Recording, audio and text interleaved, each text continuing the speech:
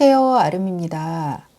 요새 매일매일 뉴스가 우리 선생님들 귀에 들어올 텐데 굉장히 참담한 얘기만 들어오고 있어서 밖에 나가기도 무서우실 것 같고 이제부터 어떻게 해야 되나 라고 생각하시는 분들이 계실 텐데 일본에서 발신되는 이제 뉴스를 매일매일 체크를 하고 있는데 옆 나라 일본도 굉장히 심각한 상태에 이르고 있습니다. 그래서 일본에서 지난 22일 토요일 심야죠. 11시 좀 넘어서 후생성에서 이제 후생성 장관님께서 나오셔서 일본에서 신약 아비간을 쓰겠다라고 하는 뉴스가 잠깐 나왔습니다. 그래서 이게 신약인데 어떻게 된 걸까라고 생각을 가지고 이 뉴스를 좀 정리를 해서 우리 선생님들 들으시는 우리 독자분들께 안내를 해드리고자 제작하였습니다. 자, 그럼 시작을 하죠. 신종 코로나 19. 네, 일본에서는 코로나 19이라고 하지 않고 코비드 19이라고 얘기하고 있습니다. 그리고 나라의 의사 선생님들도 우한폐렴이라고 얘기를 하고 있기 때문에 우한폐렴이라고 여기서는 표기를 하였습니다. 일본에서 최후의 보루라고 하는 신약 아비간을 투약하기로 결정하였습니다. 이게 2월 22일 날 심야에 방송된 내용이기도 합니다. 자, 그러면 우리 선생님들께 우선은 지금 이게 어떤 상황인지 우선 설명을 간단히 드릴게요. 우한폐렴의 추이에 대해서 이제 나오게 되는데 우리 대한정맥통증학회 회장이셨고 또 전 대한의사협회장이셨던 노한규 의사 선생님의 블로그에서 발췌를 해봤습니다. 지금 이게 메르스 때하고 사스 때하고 완전히 틀리잖아요. 그게 이제 그래프로 보시게 되면 이렇게 나와 있습니다. 네, 우리 지금 우리나라에서 지금 발생되고 있는 것들이라든지 그 다음에 다른 나라에서 발생하고 있는 것들을 전부 다 이제 숫자를 합쳐서 얘기하고 있습니다. 자, 지금 맨 처음에 보시면 2004년도에는 사스가 발견이 됐는데 이때는 좀 천천히 발견이 되면서 이렇게 옆으로 이어지고 있습니다. 그 다음에 2015년이죠. 기억이 새로운데 벌써 5년 전이 됐네요.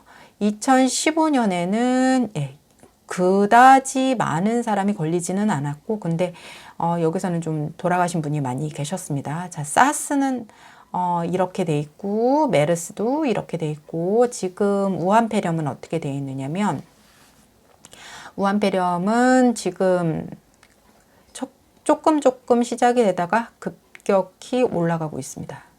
지금 사스라든지 메르스도 지금 백신이 아직 나오지 않아서 이 우한 바이러스는 어떻게 될지는 잘 모르겠는데 일단 아직도 이 늘어나는 추세는 아직도 누그러지지 않았다라고 하는 게 지금 상황이죠. 네, 그 다음 한번 보겠습니다. 최근 뉴스, 이거는 일본 뉴스인데요. 일본에서 나온 뉴스 중에 내셔널 지오그라피크라고 하는 데에서 뉴스를 보내왔습니다. 네, 우한폐렴의 중증 환자로의 단계인데요. 지금 맨 처음에 저희 몇 분씩 이제 발견이 됐을 때는 처음으로 퇴원하신 분이라든지 이렇게 인터뷰를 따서 그분들 얘기로는 그냥 가벼운 감기 증상 같았어요 라고 얘기를 하셨는데 이게 가벼운 감기 증상이면 차라리 우리들이 그냥 가볍구나 하고 그냥 지나칠 수 있겠는데 그게 지금 돌아가신 분도 오늘 7분까지 계시고 이게 초기에 발견을 하지 않으면 굉장히 중증까지 갈 수 있고 중증에서도 스테이지 1, 스테이지 2, 스테이지 3라고 하는 그 단계가 있는 것 같습니다. 그래서 이제 이걸 뉴스로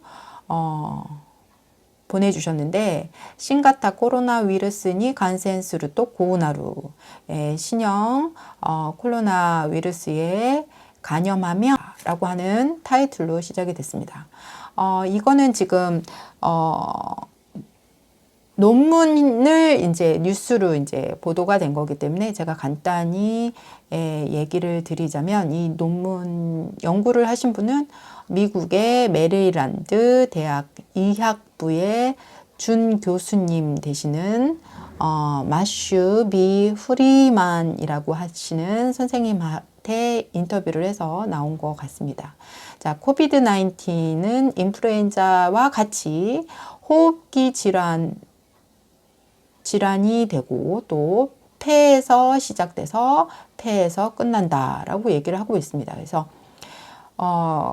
감염되신 분이 이제 기침이나 또는 재채기 등을 해서 분말이 이제 퍼지는 것에 의해서 감염이 더욱더 확대되고, 구체적인 증상도 인플루엔자하고 너무나 닮아 있기 때문에 발열과 그 다음에 목의 아픔부터 시작이 돼서 이윽고 폐렴까지 발생하게 되고, 심각한 폐렴이 되어서 진행되는 경우가 많다고 하고 있네요. 네, 사스의 유행 후에 나타난 이 폐렴은 3개의 단계를 거쳐서 중증화로 되고 있다라고 WHO 세계보건학기구에서 발표를 했다. 자, 그러면 이게 어떻게 되고 있는가 하면 중증은 한 25%까지 들어가고요. 나머지는 한 80% 정도, 70 몇 퍼센트 정도는 아직 경증으로 끝난다고는 하는데, 한번 보도록 하겠습니다. 자, 맨 처음에는 이 우한폐렴이 사람에게 감염이 되면 급속하게 이제 침투한다고 합니다. 예를 들어서 폐 공기를 넣고 있는 그 기관시 표면에 연막을 만드는 세포와 그다음에 그 모든 세포에 이쪽에 이제 병균이 바이러스가 이제 들어가면서 거기서 이제 구체적으로 이제 발병이 시작이 되는데요. 그래서 프리만 씨는 사스는 이 기관시에서 감염해서 사멸되었는데 지금 거는 폐까지 간다라고 얘기하고 계십니다. 자, 그래서 좀 숨이 찬다, 그런 것도 한 가지 증상이 될 수가 있다고 하네요. 자, 그러면 바이러스를 침투한 다음에 어떻게 되느냐면, 우리나라에서도 지금 하고는 있지만 맨 처음에 증상이 보이고 시작하면서부터 급속하게 폐에 감염이 된다고 합니다. 그리고 그 폐에 염증이 생기기 시작하면 이제 면역 세포가 일을 하기 시작하는데, 이게 굉장히 좀 어려워지면서 건강한 세포까지도 이 면역 세포가 공격을 하기 때문에 갑자기 모든 것을, 그러니까 폐에 있는 세포들이 죽어가기 시작하는데, 이게 바로 2단계에 접어든다고 합니다. 자, 그러면 3단계에서는 어떻게 되느냐? 폐는 손상을 입고 호흡기 부전에 들어가면 이제 우리나라에서는 에크모라든지 인공호흡기를 달고 그렇게 되는데요. 뉴스에서도 나왔지만 메르스 때는 에크모를 달아서 회생이 가능하셨던 분들이 이번에는 그게 별로 효과가 없는 것 같다고 얘기를 하고 있습니다. 자, 여기서 이제 에크모라든지 인공호흡기가 굉장히 많이 필요하게 되는데요. 굉장히 심각한 경우에는 폐에 물이 가득 차서 결국 숨을 못 쉬게 되는 경우가 이제 마지막이 된다라고 후리안 씨가 설명하고 있다고 레포트가 얘기를 해주고 있습니다. 자, 그러면 지금 여기서 이제 보시게 되면 신型코로나 위루스의 증상 이렇게 나왔는데 중증 환자의 간염 증상이라고 해서 나왔어요. 이거는 이제 조사를 99명 정도 하셨는데 그 중에서 11명이 죽었다고 하네요. 그러면 지금 알려져 있는 사망 확률이 2%대인데 여기서 이제 조사를 한 거는 사망률이 11% 정도 된다라고 이제 나오고 있네요. 자, 그러면 한번 보겠습니다. 발열이 83%, 새끼가 기침을 얘기하는 거고, 이끼기래, 그러면 숨참이에요. 숨참이 31%, 그다음에 근육통, 이거는 뭐 독감이라든지 그럴 때 많이 들어가죠. 11%, 그다음에 그 외의 증상이 또 여러 가지가 있습니다. 머리가 멍해진다, 그다음에 두통, 그 다음에 목이 아프다 또는 콧물이 난다. 그 다음에 문에 놓있다미, 그러면 가슴 통증을 얘기하는데 가슴 통증도 이거랑 연관이 있다고, 폐가 아프기 때문에 가슴 통증이 있을 수 있다고. 그 다음에 또 바이러스인데 계리를 하는 설사를 하는 경우도 2% 정도 있다고 하네요. 그러니까 거의 100명을 하셨으니까 2분 정도, 가슴이 아프신 분들 2분 정도. 그 다음에 거기다가 합기계 5도, 그러면 토하는 거를 얘기를 합니다. 토하는 거를 얘기를 하는데 이분이 100명 중에 99명 중에 1%, 1명 미만이네요. 네, 그 정도가 되네요.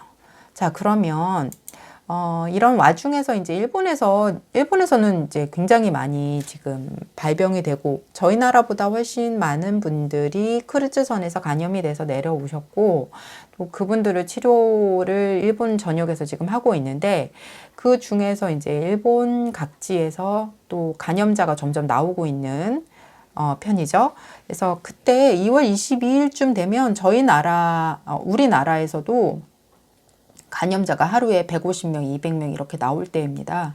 근데 일본에서는 어떤 뉴스가 나왔느냐면 지난 2월 22일 늦은 밤 11시 좀 넘어서인 것 같아요. 후생성 장관이 이런 말을 해서 굉장히 주목되었습니다. 어떤 얘기를 했느냐면요.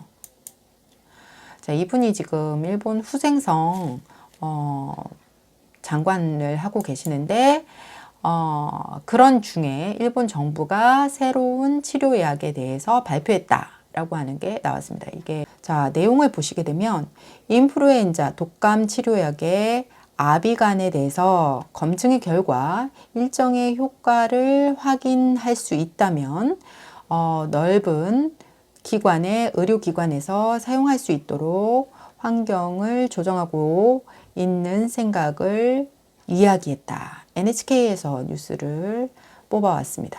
자, 지금 이 아비간이라는 게 도대체 뭘까라고 생각을 하시는데, 아비간이 뭐냐면, 지금 이런, 일본에서는 아비간 안에 주 성분을 파비피라비르라고 얘기를 하고 있습니다. 파비피라비르라고 하는 영문이 들어가 있는데요. 이거는 이제 도야마 다행학교 의학부 교수님이신 시라키 기미야스 선생님하고 후지필름 홀딩그의 자회사인 후지화학공업에서 개발을 한 약인데요. 이게 RNA로 되어 있는 바이러스를 송하이자이 방해한다.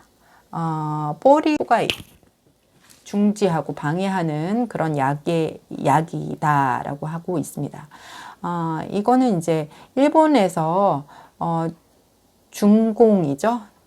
라이센스를 줘서 이쪽에서도 지금 생산을 하고 지금 실제적으로 우한폐렴 환자들에게 이 약을 공급하고 있는 것으로 알고 있습니다. 자, 그러면 이 선생님들이 얘기하고 있는 아비간이라고 하는 게 도대체 뭘까? 필름에서 맨 처음에 이제 개발을 했는데, 이게 원래 뭐였느냐면 에볼라라고 출혈병이 있잖아요. 그 에보라 출혈병에 쓰는 약으로 개발을 했는데, 여기서도 2014년에 보도가 되고, 그 다음에 이제 임상 실험을 끝내고 그 다음에 되게 많은 분들을 막을 수 있었다.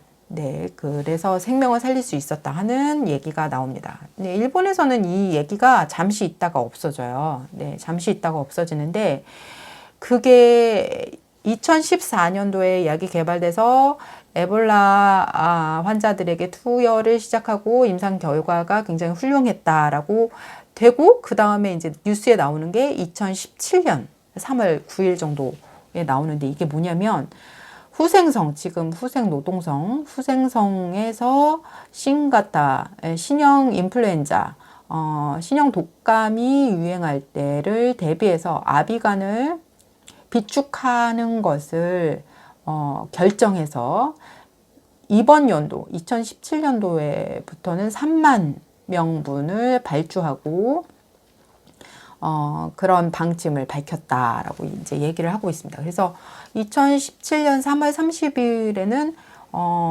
신형 독감 유행을 준비하기 위해서 치료약으로 200만 명분을 이제 비축하기로 했다. 비축이 들어갔어요. 이미 2017년도에. 그러니까 이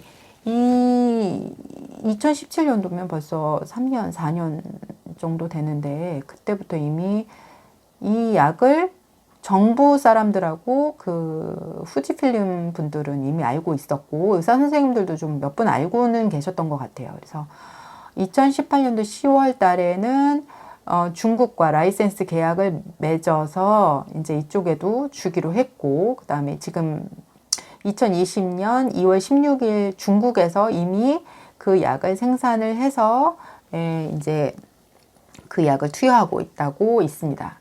자, 그러면 이제 일본 의사 선생님은 어떻게 얘기를 하고 계시느냐? 그러면 신형 인플루엔자가 되면 아비간을 쓸 수밖에 없다라고 인터뷰를 하고 계십니다. 도대체 어떻게 된 거냐? 네, 이거는 아비간이라고 하는 약에 어떻게 작용을 하느냐면 지금 요 파란 박스 안에 있는 게 아비간에 이라는 그 범위고요. 이제까지 타미풀하고 리렌자라고 하는 약은 일본에서 쓰고 있었는데 일본에서 타미풀을 쓰는 거는 이제 이렇게 발생이 된 바이러스의 활동을 이제 방해를 하는 거였고 이 아비간은 이 바이러스가 복제를 해요. 자기 증식을 하기 위해서 자기 몸을 이제 복제를 해서 계속 2배, 4배 이렇게 8배 이렇게 배속으로 이제 증식을 하게 되는데 이때 요 증식하는 요 복제하는 요거를 방해한다고 합니다. 이게 RNA 포리메라제를 투기적으로 방해한다 라고 하는 게 얘의 특징이에요. 그래서 이미 조금 할 때 너무 많이 증식을 했으면 그거는 또 효과가 없고 이렇게 증식을 시작할 때 증식을 또 이제 너무 많이 하지 않고 요 정도 아주 초기라고 할 때 경증이라고 할 때 쓸 수 있는 것 같아요. 네, 그 다음 한번 보겠습니다. 어떻게 보도가 되어 있는지 헤드라인만 이제 말씀을 드리도록 하겠습니다. 갓도 후생 장관에 따르면 신형 코로나 위루스 우한폐렴의 치료를 위해서 2개의 의료기관에서 환자에 대해 투여할 수 있는 구체적인 준비를 들어가도록 하고 그 중에 하나의 의료기관에서 22일 투여를 시작했습니다. 라고 뉴스가 나왔고요. 다음에 이 가또 씨라고 하는 게 이제 장관님이시죠. 22일 오전에 텔레비에 나오셔갖고 이제까지의 인플루엔자의 약으로 사용할 수 있는 게 없을까라고 하는 얘기를 해외에서도 들어오고 있다. 할 수 있는 것이라면 우리는 하겠다라고 얘기하고 있습니다. 그러니까 해외에서도 혹시 신약이 있는지 계속 물어보고 있었나 봐요. 근데 자, 그러면 이 22일부터 이제 환자에게 투여가 시작이 됐는데 시험 투약이 시작이 되고 난 다음에 경증의 환자라든지 무증상의 환자에게 효과가 있었다라고 얘기하고 있습니다. 그러니까 지금 제일 위험한 게 나는 증상이 없는데 감염되어 있는 분들, 무증상의 감염자, 그다음에 감기인지 독감인지 아니면 우한폐렴인지 모르는 그분들에게 쓰면 효과가 있었다라고 하는 거죠. 네, 이 약도 역시 부작용이 있겠죠. 네, 직접 투여되고 있다라는 뉴스가 이제 뜨기 시작했는데요. 우리나라에서도 필요하다면 이런 것들을 할 수 있으면 좋겠습니다. 그 다음에 여기 조그맣게 나와 있는데 좀 크게 보도록 하겠습니다. 네, 동물 실험에서는 태아에 관해서는 살기깨새 그러면 이제 기형아 아가가 나올 수 있는 가능성이 이제 지적이 되고 있다고 하고 있습니다. 그래서 기형성 때문에 임산부에게는 투여를 할 수 없다라고 나와 있는데 이게 일본에 가면 누구나 살 수 있는 약이 아니고 후생 노동성이 지정하는 병원 안에서 의사가 처방하는 그것만 가능하다고 합니다. 그래서 우리나라에서도 지금 여러 가지 약을 시험하고 있는 걸로 알고 있는데 일본에서는 이미 이런 신약 같은 거를 투여하기 시작했네요. 네, 좋은 뉴스인 것 같습니다. 네, 그 대신 임산부에는 쓸 수가 없다고 하니까 임산부 분들은 굉장히 조심해야 되지 않을까라고 생각하고 있습니다.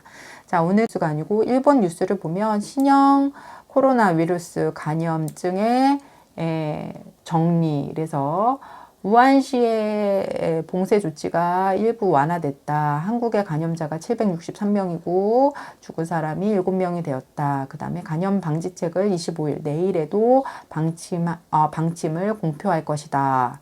국내외 발생 이렇게 해서 나왔네요. 아직은 배로 늘어나고 있지 않고 일본 국내에서는 147명이시고 여기에다 이제 크루즈선이 600 몇 명이셨잖아요. 그거는 일단 빼고 국내에서만 하는 걸로 하고 있습니다. 국내에서 맨 처음에 3차 감염자가 이제 돌아가신 걸로 알고 있습니다. 첫 번째. 그 다음에 이제 완치되신 분이 23분이시고, 그 다음에 이쪽도 이제 급격하게 올라가고 있죠. 해외에서도 급격하게 올라가고 있는 게 표로 보일 수 있습니다. 지금, 일본 각구 도도 후갱, 일본 각지에 10명 이상이냐 5명 이상이냐 1명 이상이냐 보도가 아직 없다 하는 지역은 이렇게 하얀색으로 표시가 돼 있고 노란색, 빨간색 이런 데들은 좀 많이 돼 있는 데네요. 굉장히 의외로 생각하시는 게 이 홋카이도인데요. 홋카이도가 25명으로 지금 현재 가장 많습니다. 네, 오키나와도 3명 정도 되시네요. 오키나와. 오늘 정보는 여기까지 하겠습니다. 감사합니다. 아름이었습니다.